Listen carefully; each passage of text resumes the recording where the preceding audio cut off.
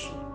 Moi, c'est le pasteur. Bienvenue, Matenda Kibangala. Je salue toutes celles et tous ceux qui suivent régulièrement notre émission à Souboïda Yesu.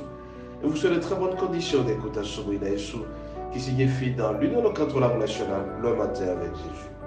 Bien-aimés, ce matin, notre thème s'intitule Choisis la vie. Choisis la vie. Mais avant de commencer, je tiens tout simplement à vous rappeler quelques devises de notre émission à Souboïda Yesu. La première devise, c'est investir dans l'œuvre de Dieu. Que signifie investir dans l'œuvre de Dieu, bien-aimé? Investir dans l'œuvre de Dieu signifie tout simplement contribuer à la propagation de la parole, à l'expansion de la parole. Parce que pour l'instant, j'ai toujours rappelé que nous sommes à peu près 8 milliards d'habitants sur la Terre, mais tout simplement moins de 800 millions, moins d'1 milliard de personnes qui connaissent Jésus. Nous avons donc l'obligation de pouvoir aider toutes celles et tous ceux qui travaillent pour la propagation de l'Église, pour que cette Église puisse aller de l'avant, pour investir dans l'œuvre de Dieu.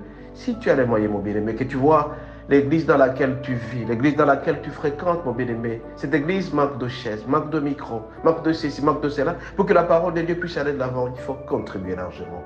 Si jamais il y a moyen de contribuer pour les croisades, pour la campagne, faites-le. Vous allez voir que le Seigneur pensera aussi à vous. Ça s'appelle investir dans l'œuvre de Dieu. Toute personne qui amène quelque chose auprès de l'Église, cette personne-là ne sera jamais déçue ni confuse. Raison pour laquelle vous avez l'obligation, bien aimé. De temps en temps, quand vous rendez à l'Église, ne manquez jamais de montrer votre offrande, les actions, les grâces. Tout ça, ça va aider à ce que l'Église puisse aller de l'avant. Ne pensez jamais que cet argent va aller dans les poches de pasteurs, mais pensez tout simplement que cet argent va aider à sortir certaines personnes de certaines souffrances, parce que tout simplement, l'Église sera enseignée par la parole de Dieu. Deuxième devise, bien-aimé, ça s'appelle la générosité et la libéralité. Bien-aimé, on ne peut jamais être heureux seul, il faut assister les autres aussi. Si tu as quelque chose, partagez. Si jamais tu donnes la joie à quelqu'un, si quelqu'un parvenait à sourire parce que tout simplement, tu lui as accordé cette joie, le principe selon lequel c'est que l'homme aura donné, il aura savoir aussi. Ce principe s'appliquera, c'est-à-dire la générosité que tu donnes, le Seigneur aussi à son tour va t'aider. Générosité et libéralité. Aider les veuves, aider les orphelins, c'est très important dans la vie. Vous allez voir que c'est cette générosité-là, cette libéralité pourra protéger votre travail, pourra protéger votre santé, pourra protéger tout ce dont vous avez besoin. Parce que tout simplement la sécurité dépend de la manière dont tu traites les souffrants, les malheureux, les veuves, les orphelins. Raison pour laquelle, bien aimé, cette devise, elle est très importante dans notre vie. À Souboïda Yesu vous exige d'être généreux, vous exige d'avoir de la libéralité, vous exige de donner quelque chose à celui qui souffre. En le partageant, le Seigneur vous écoutera de temps en temps quand vous allez crier auprès de lui. Troisième devise, bien-aimé, qui vous aide à aller de l'avant, à rester longtemps sur la terre, c'est honorer ses parents. Honore ton père et ta mère. Ça, c'est une devise très importante. C'est l'unique commandement qui est assorti des promesses, c'est-à-dire honorer les parents. Bien-aimé, à travers ces 3 devises, vous êtes obligé de réussir votre vie. Mais nous allons ajouter la 4e, c'est éviter de vous plaindre. Toute personne qui se plaint à tout moment, cette personne sera malheureuse parce que tout simplement, ce sont des plaintes qui sortent de sa bouche. Bien-aimé, accordez le sourire à la vie. Et une personne ne peut jamais rester longtemps en colère, parce que si vous êtes en colère, c'est la colère aussi que vous allez s'aimer et vous allez récolter aussi. Bien-aimé, très important dans la vie, souriez. Ayez le sourire à tout moment. Quand vous souriez, vous commencez la journée avec le sourire. Toute la journée, c'est le sourire qui va vous accompagner, parce que vous avez commencé avec le sourire le matin. Raison pour laquelle ce matin, j'ai toujours l'obligation, au début de la semaine, de vous présenter les 4 devises. Libéralité, investir dans l'œuvre de Dieu, générosité, et puis éviter de vous plaindre. Cela étant, bien aimé, nous allons aborder notre thème de ce matin. Choisissez la vie. Ainsi donc, nous allons lire dans Deutéronome 30, verset 19, il est dit, ceci nous lisons au nom de Jésus. J'en prends aujourd'hui un témoin contre vous, le ciel et la terre. Je mis devant toi la vie et la mort, la bénédiction et la malédiction. Choisis la vie afin que tu vives, toi et ta postérité. Bien aimé, ici le Seigneur nous dit tout simplement, à travers le Deutéronome, qu'il a mis devant nous la vie et la mort. La vie, ça veut dire quoi? C'est-à-dire faites de bien, la justice, et la mort, c'est le péché. Le salaire du péché, c'est la mort. Nous avons devant nous la bénédiction et la malédiction. La bénédiction, c'est quoi, bien aimé? C'est quand tu bénis quelqu'un, tu sors des bonnes paroles. Mais par contre, la malédiction, quand on sort des malheurs, paroles maudites. Mais le Seigneur nous donne le conseil de choisir la vie. Quand tu choisis la vie, tu vivras longtemps. La vie, c'est quoi? C'est la parole de Dieu. La vie, c'est celui qui s'abreuve toujours de la parole de Dieu, qui fait du bien, qui fait la justice. Et quand tu choisis la vie, mon bien-aimé, tu vivras très longtemps et tu seras un homme heureux, une femme heureuse. Tu auras ta postérité qui sera heureuse. C'est pour laquelle ce matin, laissez-nous dans cette obligation-là. Il ne négocie pas, il nous demande tout simplement de choisir la vie.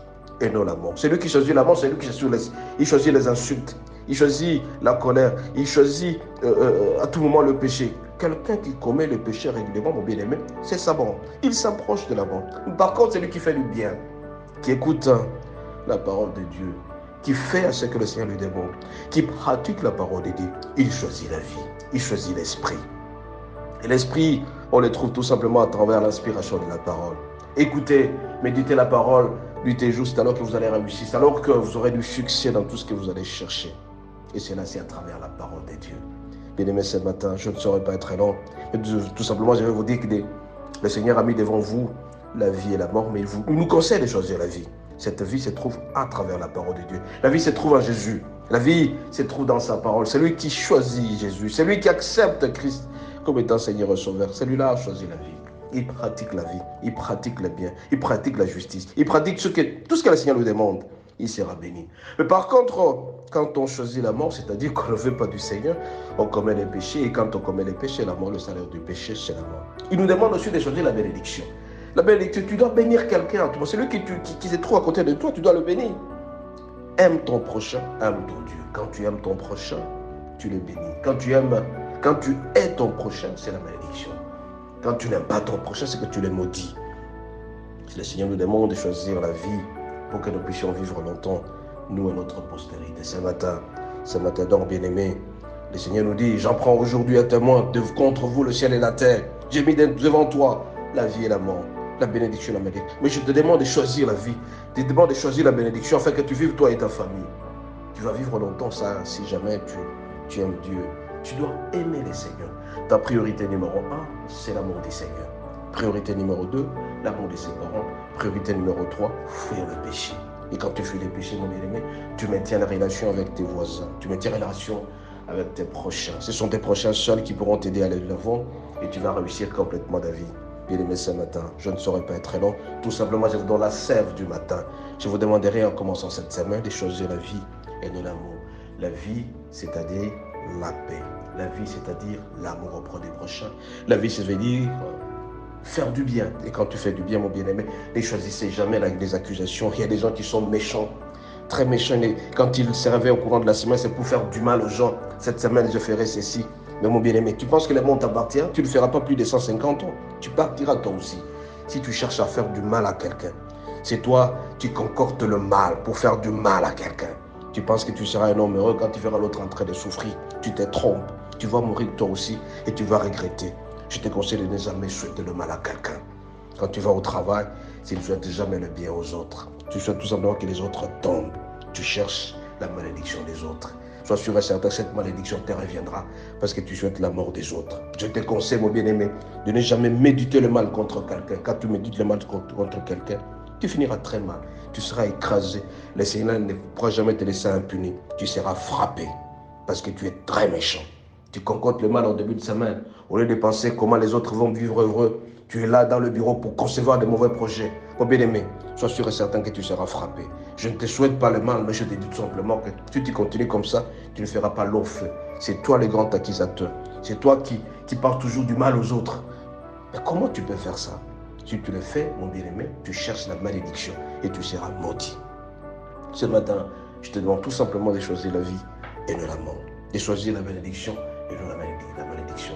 Et si jamais tu choisis la vie, tu vivras longtemps, toi et ta postérité, et tu seras béni.